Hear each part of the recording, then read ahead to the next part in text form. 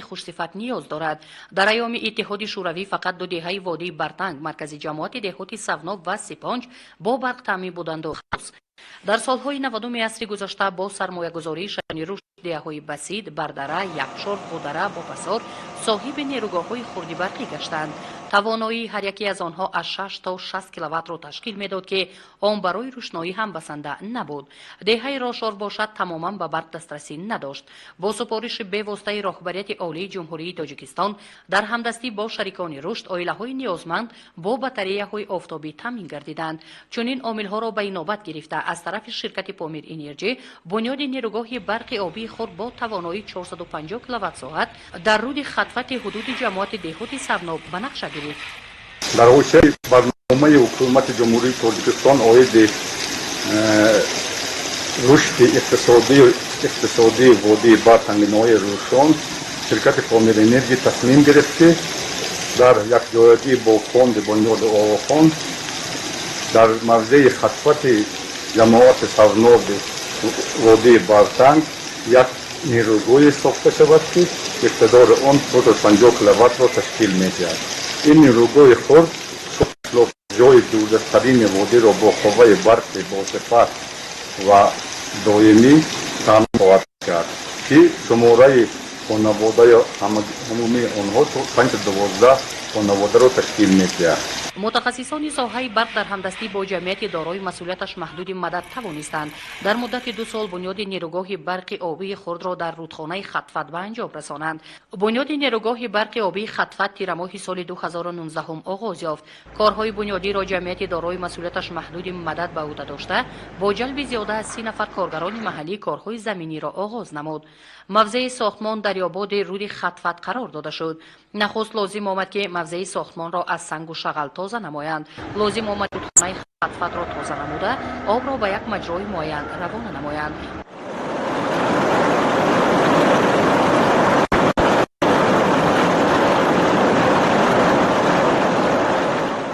کارهای زمینی در مدت نه آنقدر طولانی انجام داده شدند. آب رود خطفت به یک مجرای معین روانه گردید. برای بنیاد سربند آب نگهداری میدانی ساختمان فراهم آورده شد. کارگران شب و روز مهنت نموده سربند را بنیاد نمودند. یک وقت خواباندن قبرهای کلان حجم با درازی 1.5 کیلومتر به راه مانده شد. از روی اطلاع مهندسی برقچی قربانعلی سبزعلیف حجم آبی که قبر آبگذر می‌گذراند در 1 ثانیه 1 متر مکعب را تشکیل می‌دهد. قدرت آبگذاری قبرها تا 1/6 چوب در 1 ثانیه که برای 2 دستگاه بسنده هستند.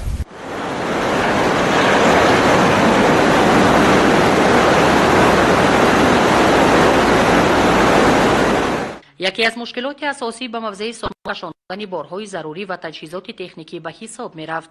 اتومبیل‌های کلان حجم از سبب تنگی راه اتومبیلگرد روشن سوناب از اجرای این کار نمی برآمدند.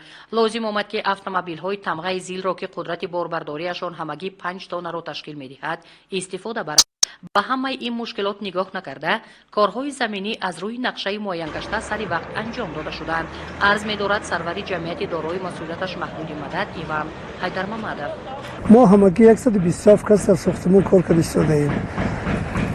3 تا اکسکاواتور، 1 تا پگروشک، 7 تا ماشینای سماسوال، 1 تا بولدوزر، 1 تا پگروشک کار کرده ایم.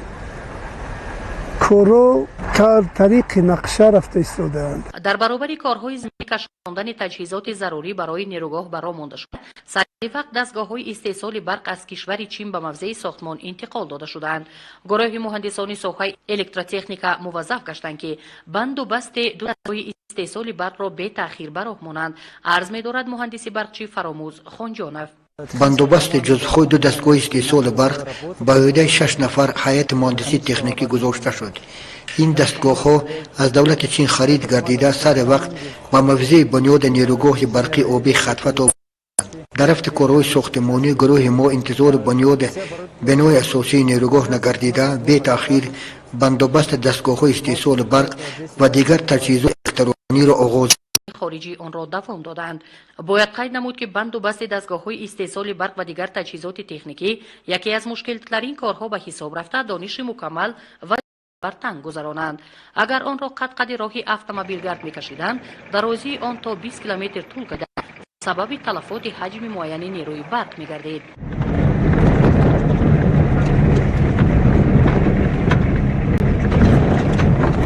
طور دیده ایستاده در راه‌های اتومبیلگرد وادی بارتانگ بالا از بالای عقبه‌های بلند می‌گذرد. برای به دیگر رفتن این عقبه‌ها را عبور نمودن لازم می‌آید.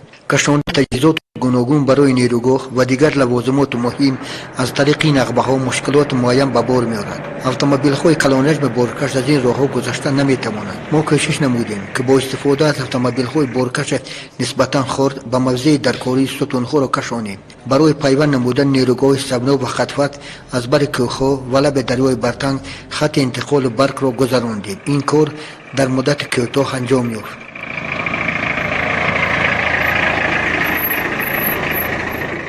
نیروگاه برق آبی سوناب در سالهای 60 عصر گذشته ساخته شده 50 خانواده، یک مکتب، یک کسلخانه و بنای جماعت دهات سوناب را با نیروی برق تامین نمود. توانایی آن 60 کیلووات بوده. سال 2005 نورگاه از طرف مهندسان شرکت از نو برقرار گردید. عرض می‌دارد منیجر شبکه‌های برقی ناحیه روشام محمد ناصر میرحسنов.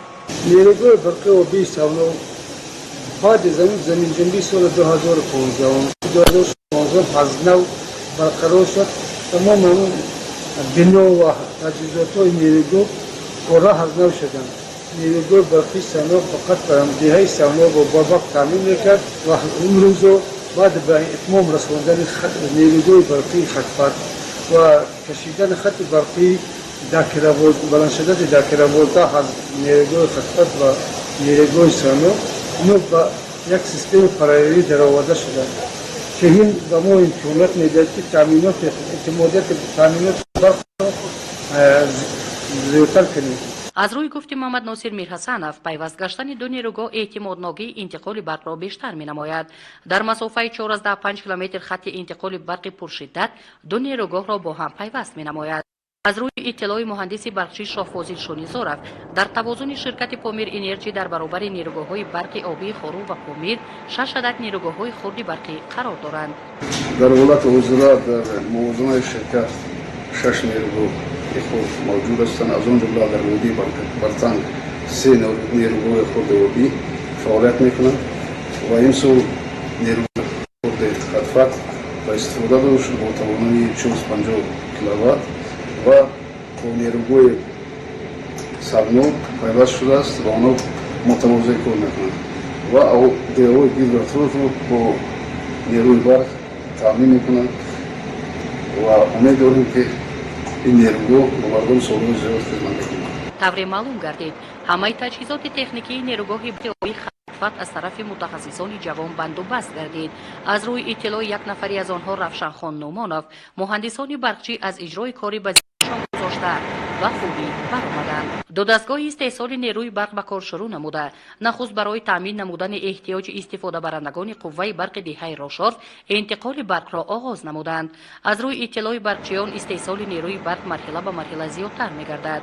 آزمایش نشان داد که همه تجهیزات نیروگاه مطابق نقشه پیش بینی گشته کار نموده ایستاده است.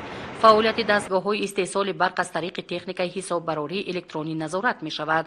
حدود نیروگاه و جریان کار دستگاه‌های استیصال برق از طریق ویدیو نیز نظارت می‌گردد. در نظر است که انتقال برق به دهه‌های یبشورف، نسور، برچیده و روشنیز به راه مانده می‌شود. عین حال یک دهه راشارف پره از نیروی برق تامین می‌باشد. عرض می‌دارد مهندس برقچی روشنخان نومانov. ما برای تامین نمودن به برق خوشصفت از جهت ایکلاوی تازه جماعت سوناب دهه راشد را این مسئله را در میان گذاشته. حاضر خط انتقال 10 کیلوولت در حدود 9 کیلومتر، خط انتقال 9 کیلوولت در حدود 13 کیلومتر 500 متر و 5 زیرزگاه‌های برقی عالی در حالت کاری قرار دارند. سری وقت ستونها، ترانسفرماتورها و دیگر لوازمات ضروری شناخته شده. انتقال برق برای 190 خانگی‌ها، یک مکتب و یک مرکز سلامتی به راه مانده شد. از روی اطلاع دیرکت جامعه دهه راشد از شبکه‌های تلویزیون جمهوری و ولایت امروز خوب تماشا میکنند که این برای بهبودی زندگی مردم روشن یک تکان بسیار خوبی میبود. من از مورد استفاده با برابریت عالی جمهوری تاجیکستان سپاسگزاری خود از نام اهل دهه روشن میرسانم. باید قید نمود که تا آن دمی که ساکنان دهه راشارف صاحب برق نبودند با آنها لازم می آمد که تابستان هم برای تعام از هیزم استفاده برند. هیزم را باشد آنها از مسافه زیاده از 10 کیلومتر پیاده و خرکی می کشاندند، زیرا در گرد و اطراف دهه راشارف در نتیجه خواجگیداری ساکنان آن یگانه سوزشواری تریسکین تماما نیست شده بود. با بنیاد گردیدن نیروگاه برق آبی خطفت این مشکلات از بین رفت عرض می دارد رئیس جماعت دهات سوناب ملابیکوف. در طول 70 سالی دولت شوروی که همین استقامت کنندگان همین جماعت دهات سوناب عاید همین برقکنونی خیلی تنقیصی داشتیم. در دوره شوروی در حدود جماعت دهات سوناب فقط یک دهه کس جماعت سوناب از برق تامین بود و خلاص. دیگر 8 دهه از برق تامین نبودند. برق تماما نداشتیم. امروز با شکرانه استقلالیت، با شکرانه وحدت که امروز همین جماعت دهات سوناب بعد امون سال 2015 بعد زمین لرزه 3 دهه دیگر جماعت دهات سوناب غدره پسار با پسار سال 2016 از برق تامین شدند. بعد امون زمین جنبی امروز یک دهه کلانترین جماعت دهات سوناب که دهه روشارف در امین دوره جشن 30 سالگی استقلالیت، جشن بزرگ ملی، جشن بزرگ وحدت که همین دهه روشارف انا امروز چراغان است. این چه است؟ این معنای هون دارد که همین صلح و ثبات، همین آبادی، همین زندگی جماعت دهات سوناب پیش رفته ایستاده است. انا دهه روشارف امروز دارای خودگی از برق امروز تامین شد. این خرسندی نه فقط دهه روشارف، خرسندی تمام کل دهه جماعت سوناب. با فعالیت شروع نمودن نیروگاه برق آبی خطفت به سطح زندگی ساکنان دهه تأثیری مثبت نظر رسم می‌رساند. اساساً زحمت صاحب خانه زنان به مراتب آسان‌تر می‌گردد، زیرا آنها امکانیت پیدا نمودند که با استفاده از خطفت، سوناب و سپانج در کنارند نیروگاه‌های خرد برقی بنیاد گردند.